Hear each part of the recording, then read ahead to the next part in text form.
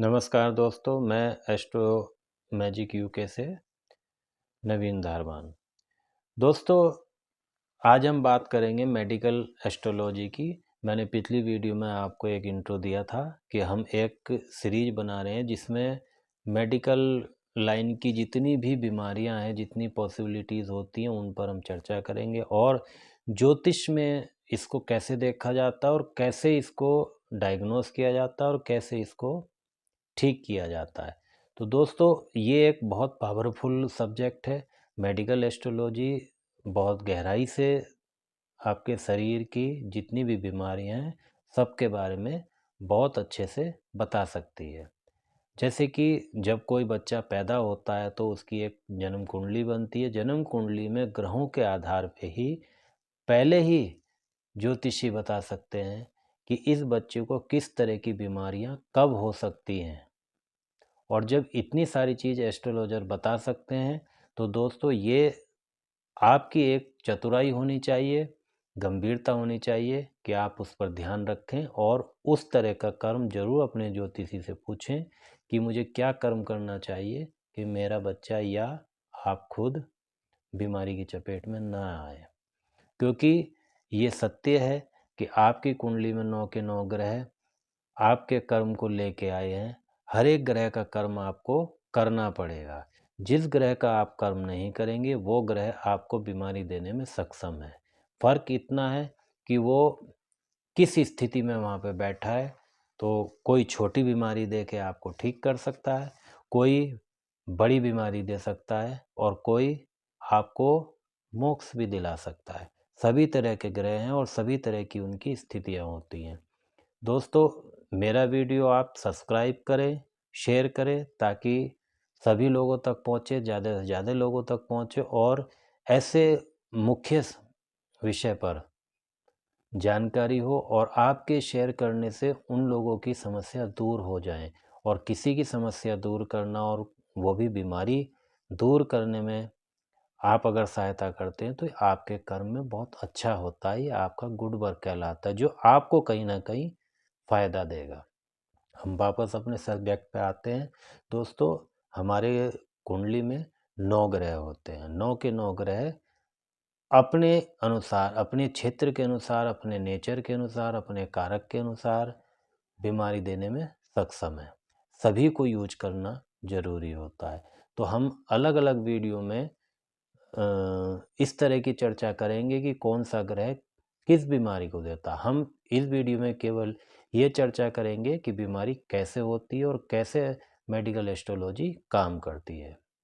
तो दोस्तों, मैं शुरुआत करता हूँ सबसे पहले लग्न की। तो जो आपकी कुंडली में जहाँ लय लिखा होता है, पहला हाउस होता है जिसको प्रथम भाव भी कहते हैं, लग्न होता है। और लग्न का मतलब होता है आपकी पर्सनैलिटी, आपकी हेल्थ, आपका शरीर। तो सबसे पहली बात है कि लग्न लग्न के ऊपर जिस जिस ग्रह का प्रभाव होगा तो आप ये समझ लीजिए कि आपकी पर्सनैलिटी, आपका स्वभाव, आपका शरीर उसके अनुसार ही होगा।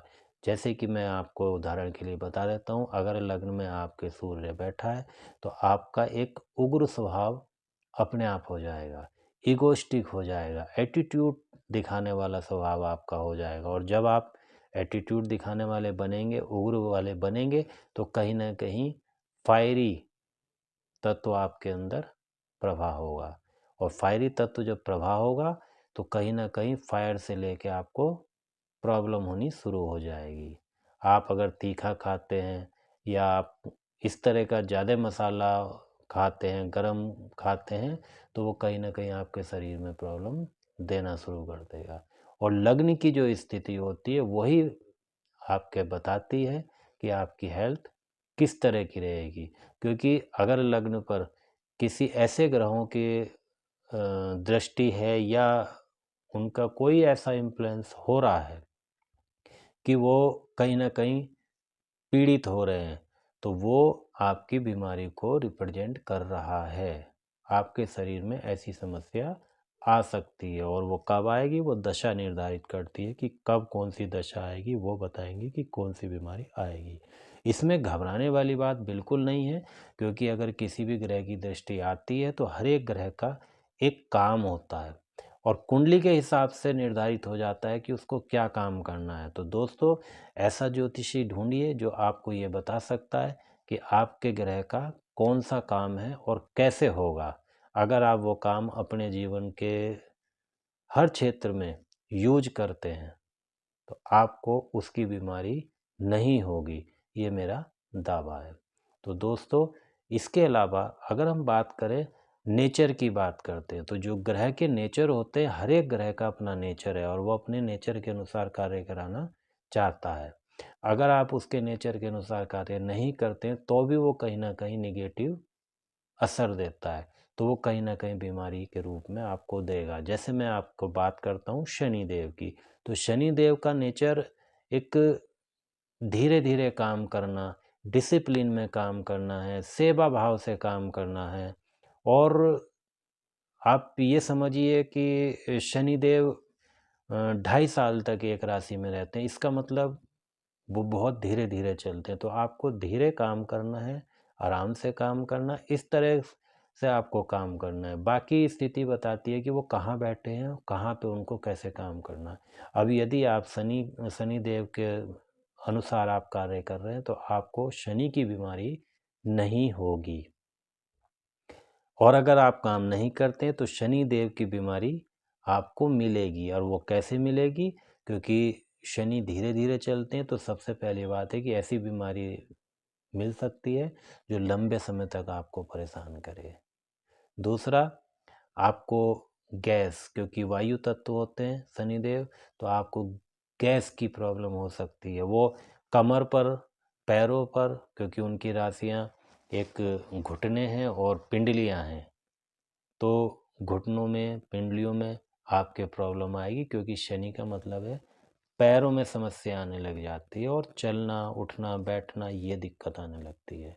तो दोस्तों, ये एक उदाहरण था। इसी तरह से सभी ग्रह कहीं ना कहीं बीमारियां देते हैं।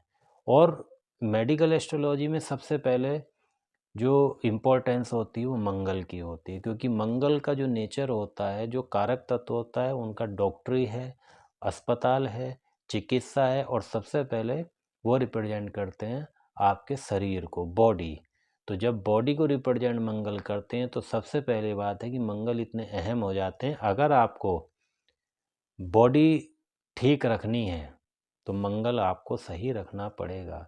यदि आप मंगल को निगेटिव करते हैं तो बॉडी में कहीं ना कहीं प्रॉब्लम आएगी, और वो प्रॉब्लम क्या आएगी वो ग्रह डिसाइड करेंगे कि किस तरह की प्रॉब्लम कहाँ पे देनी है।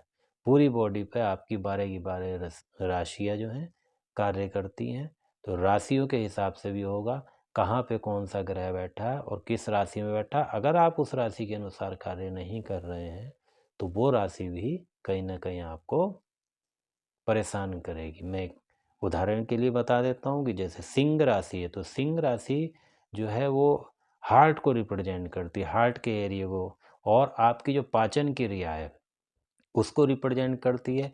तो कहीं ना कहीं सिंह राशि के अनुसार अगर कोई ग्रह उसमें बैठा है और आप उसके अनुसार कार्य नहीं कर रहे हैं तो आपके हार्ट में या पाचन क्रिया में कहीं ना कहीं दिक्कत आनी शुरू हो जाएगी। और वो डिसाइड करेगा जो वहाँ ग्रह उस पर बैठा है या उस पर दृष्टि डाल रहा है या उसका मालिक है। अगर वो ज़्यादा निगेटिव हो जाएगा तो यहाँ पे क्रॉनिक हो जाएगी, और अगर आप उसको यूज कर रहे हैं तो आपको इसकी प्रॉब्लम नहीं आएगी। इस तरह से मेडिकल एस्ट्रोलॉजी काम करती। इसीलिए कोई भी ज्योतिषी आपकी कुंडली देख के बता सकता है कि आपको किस तरह की प्रॉब्लम आ सकती है। और आप बहुत अच्छी तरह से जानते हैं कि आज के समय में हर एक घर में कोई ना कोई बीमारी है। किसी को बीपी है, किसी को शुगर है, किसी को दर्द होता है, किसी की नसों में दर्द है, किसी के पैरों में दर्द है, किसी को हार्ट की प्रॉब्लम आ रही है। कहीं ना कहीं कोई ना कोई प्रॉब्लम है। और चारों तरफ आप जाइए, एक छोटे से हॉस्पिटल में भी जाते हैं तो वहाँ भीड़ ही आपको दिखाई दे रही है। और उससे आपको एक मेंटल प्रेशर भी मिलता है। उसके बाद आपका भारी भरकम खर्च होता है। तो इतनी सारी चीज़ें होती हैं। उसके बचने के लिए आप केवल एक बार ये कर सकते हैं कि अपनी कुंडली को अपने योग्य ज्योतिषी के पास लेके जाइए, उससे एक बार डिस्कस करिए। जहाँ आपको लाखों रुपए फूँकने हैं, खर्च करने हैं, तो वहाँ आप कुछ दक्षिणा देकर उससे आप ये जानकारी ले सकते हैं कि मुझे कहाँ कैसे प्रॉब्लम आ सकती है। आप अपनी डिस्कस करिए कि मैं क्या काम करता हूँ, कैसे काम करता हूँ, अपनी दिनचर्या बताइए, तो वो आपको ज़रूर बता देंगे कि आपको ये काम इस तरह से करना है। ये मेरी आपसे सलाह है और आप इसको बिल्कुल भी अ, मतलब बचकाने में ना लें, गंभीरता से लें, क्योंकि बीमारी ऐसी चीज़ होती है कि उसका कहीं कुछ नहीं पता होता है। आप ये समझते हैं कि छोटी बीमारी है, लेकिन पता नहीं होता कि वो कब ऐसी क्रोनिक हो जाती है कि बहुत ज़्यादा समस्या हो जाती है। कभी-कभी इंसान चला भी जाता है। तो दोस्तों, इसको गंभीरता से आप समझिए, अपनी कुंडली को डिस्कस कराइए। आप बिल्कुल भी ये मत सोचिए कि ये फालतू की चीज़ है या मैं यहाँ पैसा क्यों दूँ। पैसा एस्ट्रोलॉजर जो भी होगा इतने बड़ा पैसा आपसे नहीं लेगा। कुछ आपसे केवल श्रद्धा के अनुसार दक्षिणा लेते हैं, कुछ फीस लेते हैं, तो वो आप डिसाइड कर सकते हैं कि किसके पास जाएं, लेकिन आप उनके पास जाएं जो आपको एक सकारात्मक चीज़ें बताएं। और मैं अभी भी यहाँ पे इस बात को कहूँगा कि ऐसे एस्ट्रोलॉजर के पास आप को जाने की ज़रूरत नहीं है जो आपको इधर-उधर की बातें करें, झाड़-फूँक की बात करें या कुछ इस तरह की बात करें कि ये यहाँ पे ये चढ़ा दो, यहाँ पे वो कर दो, वहाँ पे ये कर दो। वो आपको केवल क्या है, बेवकूफ़ बना रहे हैं। क्योंकि सबसे पहले आपके कर्म की बात होती है। जिस ग्रह का आप कर्म करेंगे वो ग्रह आपको कभी समस्या नहीं दे सकता। ये मेरा दावा है। तो दोस्तों, अब हम अपने उसी सब्जेक्ट पे आते हैं। मेडिकल एस्ट्रोलॉजी में शनि की भी भूमिका सबसे ज़्यादा होती है, क्योंकि शनि कर्म कारक होते हैं।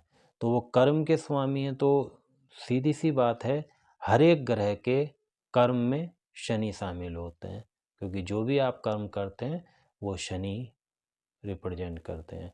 तो कहीं ना कहीं आपके कर्मों के कारण ही बीमारियां मिल सकती हैं। तो शनि भी बहुत इम्पोर्टेंट है। उसके बाद हम चंद्रमा पे आते हैं। चंद्रमा आपकी साइकोलॉजी है, मन है, दिल है। तो आप ये समझिए कि चंद्रमा भी कितना इम्पोर्टेंट होता है। क्यों? क्योंकि वो आपकी साइकोलॉजी है। अगर आपकी साइकोलॉजी में कहीं भी किसी तरह का डिसबैलेंस हो गया और आपकी साइकोलॉजी ख़राब हो रही है, आप कुछ गलत सोच रहे हैं, तो आप सरवाइव नहीं कर पाएंगे। कहीं आपको कोई बीमारी है और आपकी साइकोलॉजी में है, तो वो छोटी बीमारी है, ठीक हो सकती थी, लेकिन आपकी साइकोलॉजी ये हो गई कि बहुत गंभीर है और अब मैं क्या करूं, कैसे करूं, तो वो बढ़ती जाएगी। तो इसलिए चंद्रमा भी बहुत बड़ा रोल अदा करते हैं। इसके बाद सभी ग्रहों का अपना अपना रोल होता है। तो अब मैं सारी डिस्कस करने के लिए अलग अलग वीडियो करूँगा, क्योंकि ये वीडियो लंबी हो जाएगी, फिर आप बोर होंगे और आपको ये ध्यान भी नहीं रहेगा कि क्या क्या बोल रहा है। तो छोटी छोटी वीडियो से आप बड़े अच्छे से समझ सकते हैं। तो दोस्तों, मैं अब विदा लेता हूँ और अगली वीडियो शीघ्र आपके सामने आएगी। अब मैं हर एक बीमारी के बारे में, जो मुख्य हैं उनके बारे में डिस्कस करूंगा कि किस ग्रह से होती है, कैसे होती है और कैसे हम इसको रिमूव कर सकते हैं। धन्यवाद दोस्तों।